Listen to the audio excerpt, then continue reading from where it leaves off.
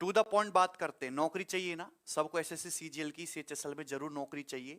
तो एग्जाम्स की नोटिफिकेशन आ चुकी है। तो सबसे पहले मैं खासकर आज की वीडियो में सीजीएल और सीएचएसएल के बच्चों के लिए मैं बात करूंगा।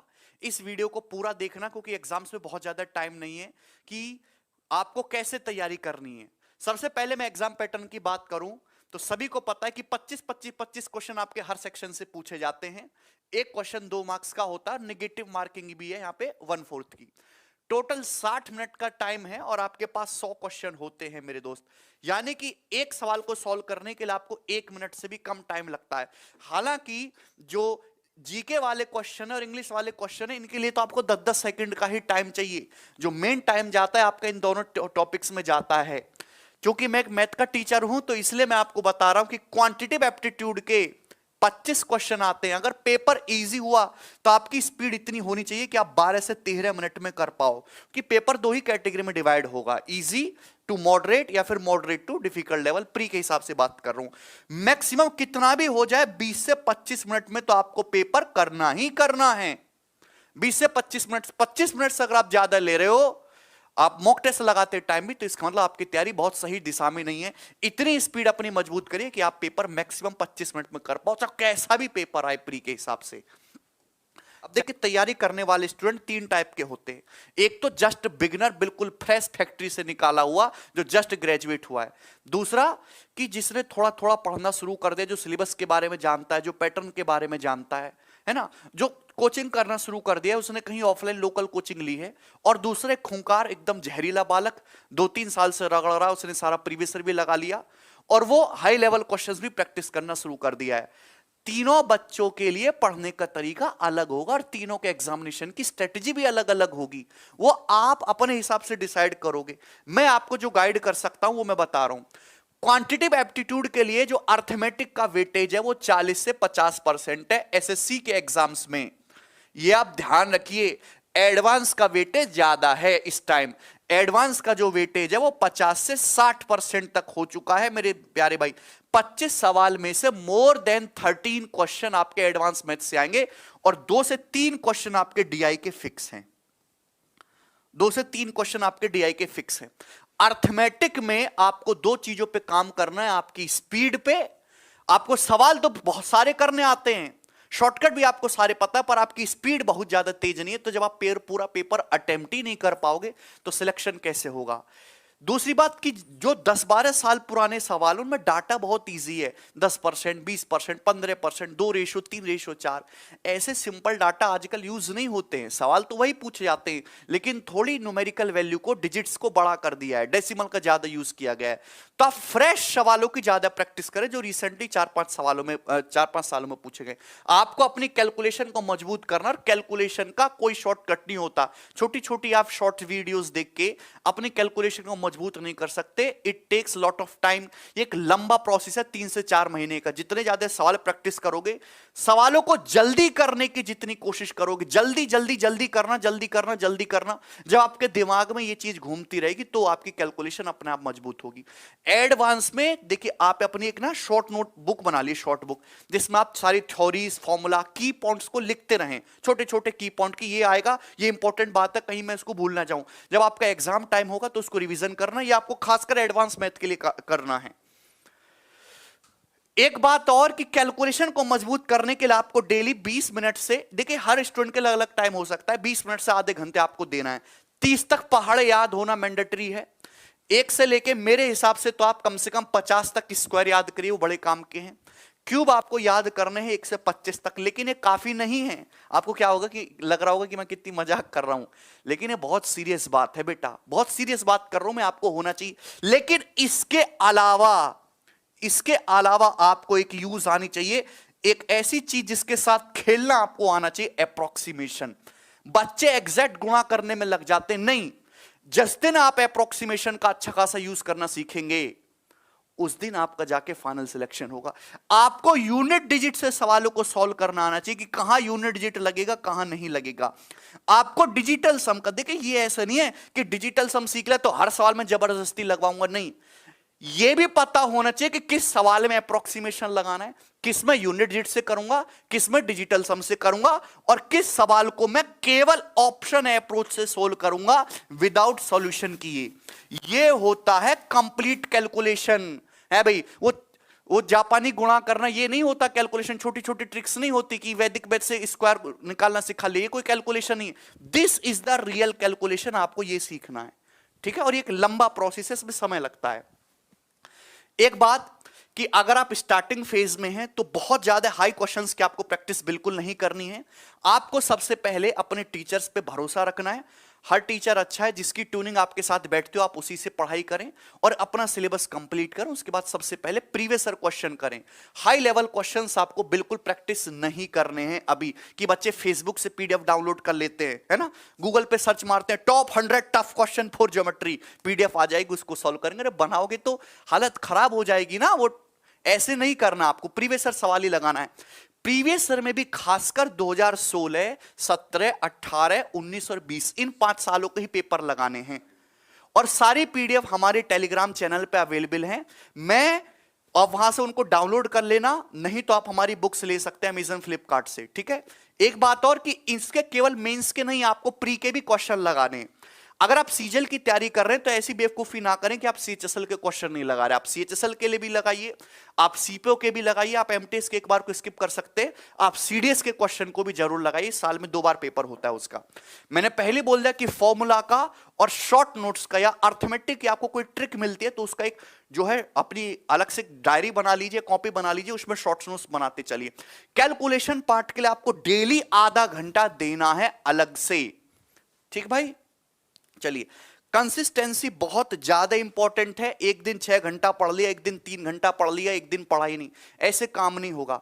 चाहे आप बिगिनर बालक हो, चाहे आप जहरीले बालक हो, डेली के डेली मिनिमम, मैं आज पहली बार बोल रहा हूं ये बात, मिनिमम 8 घंटे का आउटपुट आना चाहिए। 8 घंटे से कम की पढ़ाई को पढ़ाई नहीं कहेंगे, हाँ ठीक है ना। ये वीडियोस देखने के अलावा है। आप दिन भर लेट के 7 घंटा वीडियो ही देख रहे हैं, वीडियो देखने से नहीं, वीडियो से तो केवल आप जो है पढ़ रहे हैं, सीख नहीं रहे। सीखोगे तो आप खुद से, जब आप खुद से प्रैक्टिस करोगे, खुद से जीके को रट्टा मारोगे। वीडियोस के अलावा 8 घंटे का आउटपुट आना चाहिए। हालांकि सिलेबस कंप्लीशन के दौरान वीडियोस में ज्यादा टाइम चला जाता, मुझे बात ये पता है, लेकिन सिलेबस कंप्लीट हो जाने के बाद भी 2 से 3 महीने का समय आपको बचता, उसमें मिनिमम 8 घंटे की पढ़ाई आपकी होनी चाहिए डेली की डेली।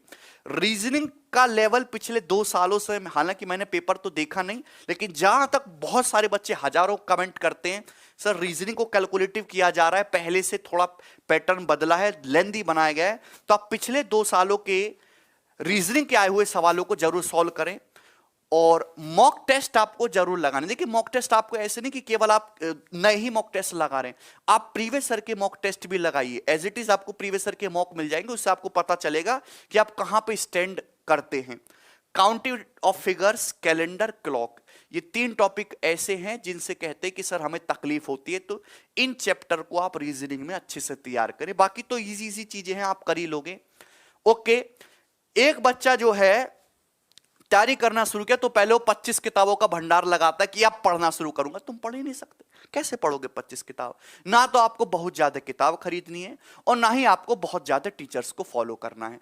आप अपनी प्रैक्टिस के लिए बहुत ज्यादा किताब और बहुत सारे टीचर्स को फॉलो कर सकते हैं, बट जब आप प्रिपरेशन के फर्स्ट फेज में हो, एक सिंगल टीचर पे भरोसा रखिए जिससे आपकी ट्यूनिंग बैठती हो, जहां से आपको समझ में आता हो या जिस पे आपको भरोसा हो। हर टीचर अपने आप में बढ़िया, पूरी चीज सीक्वेंस में पढ़ाते हैं ऑनलाइन माध्यम में, ठीक है दोस्त। उसके बाद आप सबसे पहले प्रीवियस ईयर की किताब खरीदिए, ये वाली बेस्ट है, ठीक है, और इसको लगाना शुरू करिए और शुरू से लेकर आखिर तक पूरा लगाइए। बहुत ज्यादा कंटेंट के पीछे आपको नहीं भागना है, कंटेंट आपके अंदर से ही उत्पन्न होगा, ठीक है ना। चलिए देखिए, इंग्लिश के लिए, हालांकि मेरी इंग्लिश कोई बहुत ज्यादा अच्छी नहीं है, पर सबसे पहले आपका जो मॉर्निंग का शेड्यूल होना चाहिए कि जैसे ही आप सुबह उठे तो आपको कम से कम 1 घंटा अपनी वोकैबुलरी के लिए, या आप कोई न्यूज़पेपर वगैरह पढ़ते हैं या रीडिंग के लिए देना चाहिए, या करंट अफेयर के लिए 1 घंटा तो इसके लिए अलग से निकालना चाहिए। 1 घंटा और आधा घंटा आपकी कैलकुलेशन के लिए। वोकैबुलरी में आपको मिनिमम ये टारगेट बना लीजिए। देखिए टारगेट बेस्ड पढ़ाई करनी है, हर स्टूडेंट के अलग अलग होता है कि minimum 20 words, 20 idioms, 15 antonym, 15 synonym, ये मुझे करने ही करने हैं। आपकी कैपेसिटी ज्यादा है, आप 20 की बजाय 50 कर लीजिए। लेकिन डेली सुबह उठते ही सबसे पहले जो काम होता है एसएससी की तैयारी करने वाले विद्यार्थी का, वो वोकेबलरी तैयार करना होता है। डेली वोकेबलरी जो है सुबह 1 घंटा उठते ही पढ़िए। उसके बाद ग्रामर की प्रैक्टिस डेली करनी है, चाहे आपने ग्रामर पढ़ी हो या ना पढ़ी हो, डेली प्रैक्टिस करनी है। आपके सामने क्वेश्चंस आएगा, आपने उसको देखा, उसका आपने एक्सप्लेनेशन पढ़ लिया, उससे सबसे ज्यादा मजबूत होती है। बच्चे ये गलती करते हैं, सिलेबस तो कंप्लीट नहीं हुआ, क्या करूंगा पढ़ के, ऐसा नहीं होता बेटा। डेली आपको 20 वॉइस के क्वेश्चन करने तो करने, हर किसी को अंग्रेजी आती है। आप देखिए उसका एक्सप्लेनेशन देख लीजिए, वो चीज आपके दिमाग में रहेगी, टिकी रहेगी। और जब आप एक जैसे 4-5 सवाल कर लोगे ना, तो वो चीज बिल्कुल फिट हो जाएगी। सिलेबस पूरा होने का इंतजार मत करिए अंग्रेजी में, अभी से पहले दिन से ही प्रैक्टिस करना शुरू कर दीजिए प्रीवियस ईयर की किताबों से। ये आपके सामने लिखा हुआ है। रीडिंग आपको 20 मिनट्स डेली करना है कम से कम। हालांकि अगर आप इंग्लिश माध्यम से, आपकी रीडिंग्स बहुत अच्छी है, आपकी अंग्रेजी भी बहुत अच्छी है, तो आप इस चीज को इग्नोर कर सकते हैं। खासकर यूपी बोर्ड वाले जिनको अंग्रेजी से बहुत डर लगता है, केवल डर भगाने के लिए आप ये चीज करिए। फायदा कोई बहुत ज्यादा एसएससी की फील्ड में रीडिंग करने का होगा नहीं, बैंकिंग में ज्यादा महत्वपूर्ण है। 5 पैरा जंबल और 2 सेट्स ऑफ क्लोज टेस्ट आपको डेली लगाने हैं। ठीक है भाई। करंट अफेयर्स बहुत ज्यादा इंपॉर्टेंट है, क्योंकि 25 में से मिनिमम 5 क्वेश्चन अब करंट अफेयर से आते हैं। पिछले 2-3 साल से मैं पैटर्न देख रहा हूं। पर प्रॉब्लम यह है कि करंट अफेयर बहुत ही ज्यादा टेक्निकल, और मतलब बच्चों को उम्मीद नहीं होती कि ये भी आ जाएगा, और ये बहुत वास्ट है। इतनी सारी चीजें होती है, हमारे देश में विकास हो ही रहा है, तो बहुत सारी नई नई चीजें होती है, कहां तक रट्टा मारोगे। तो करंट अफेयर जो है डेली आप कर पाते हो तो ठीक है, अदरवाइज मंथली जो है शॉर्ट वीडियोस आती है। मंथली एक पूरा का पूरा जंबल आपको कलेक्शन मिल जाएगा, आप उसको मंथली जरूर करिए रिवाइज।